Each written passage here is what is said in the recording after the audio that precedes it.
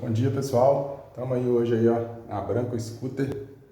E para quem não me conhece, meu nome é Cristiano Leles e hoje eu quero te ensinar a identificar um barulho anormal na parte traseira aí da sua PCX. Vamos aí com essa PCX aqui, ó, tá mostrando para vocês. A gente deu entrada, identificando aí, reclamando na verdade, né, de um barulho normal na parte traseira da sua PCX. E aí eu vou mostrar para vocês aqui, tem duas situações, né? Uma delas é na polia secundária aqui, ó, vai a correia. Estou mostrando para vocês aqui, ó. Então vamos lá. Para identificar esse barulho é o seguinte: o certo seria você rodar a roda, né? Dando esse barulho bem áspero, né?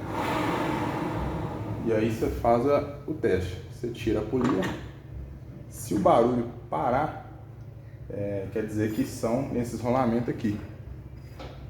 Rolamento de agulha, né? E rolamento de esfera, que fica na parte da frente. Provavelmente, sempre trocar os dois, né? O pessoal gosta de trocar só um e acaba trocando um, resolvendo, mas passa pouco tempo, tem que trocar os dois pagando a mesma mão de obra, né? Mas nessa situação aqui, como eu tirei a polia,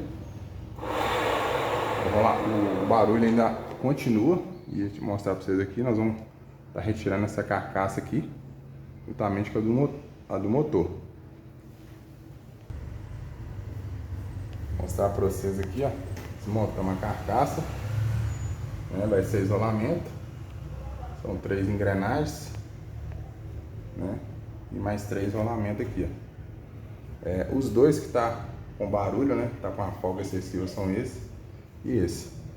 E vale lembrar, como já está desmontado, tá trocando todos os 6 rolamentos, né? Aproveitando a mão de obra aí para resolver o problema. Mostrando para vocês aqui, ó. Nós vamos usar os rolamentos originais, são 6 rolamentos, 2 retentor e uma junta que vai na carcaça. E lembrando, sempre utilizar a ferramenta especial, né? Para estar evitando aí de sofrer algum dano na carcaça, né?